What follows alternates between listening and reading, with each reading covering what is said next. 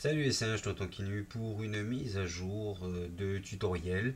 Alors à l'époque je vous avais fait un petit tuto sur du FaceTime et notamment une fonction que l'on peut détourner de FaceTime en caméra de surveillance. Il suffit qu'on appelle avec son iPhone ou iPad, son Macintosh et FaceTime décroche à votre appel et uniquement votre appel grâce à des lignes de commande de terminal qui à l'époque se faisaient donc sous Snow Leopard.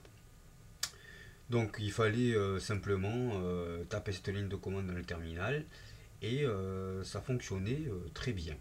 Ça, comme vous le savez, FaceTime démarre directement avec l'OS, ce qui fait que il est bien différent de Skype par exemple ou MSN Messenger pour les ex-spécialistes.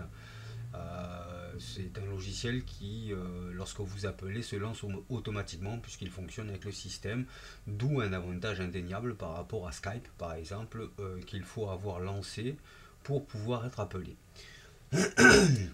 Ceci étant dit, je me suis attelé à essayer de trouver une solution puisque ces commandes de terminal ne fonctionnent plus sous Mountain Lion. Donc là, moi, je suis bien sous Mountain Lion à jour 10.8.2 et cette fonction que j'utilisais sous Snowleo, ben, je souhaitais la retrouver. Et donc j'ai farfouillé un peu partout sur le web et je suis tombé sur Facelace. Facelace est un logiciel donc qui permet d'être lancé dès le démarrage et qui va décrocher à votre place donc sur tout appel dont vous aurez autorisé le contact au préalable.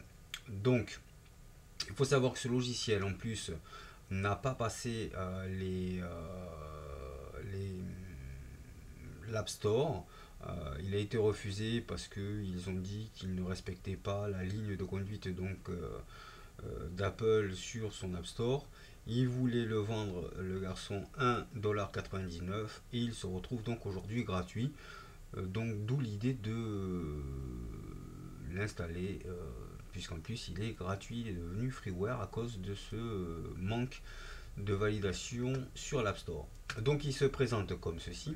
Je vais vous donner un lien pour pouvoir le télécharger, bien sûr. Et là, par exemple, vous autorisez donc un contact. On va sélectionner ce contact là et on va sélectionner donc un autre contact. Voilà. Je sélectionne et donc là j'ai les deux contacts.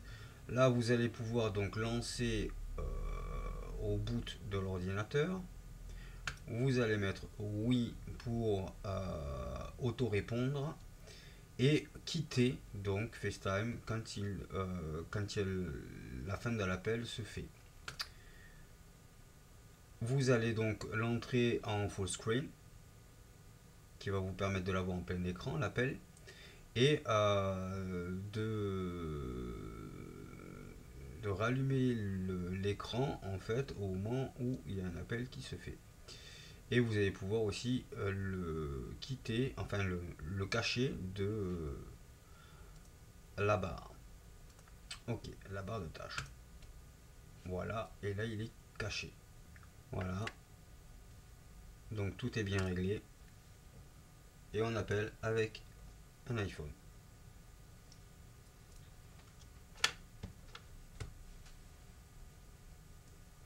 Voilà, la connexion est en cours.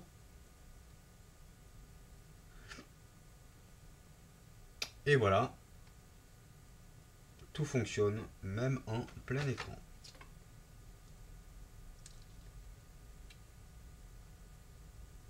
Voilà, comme ça au moins ça c'est vu.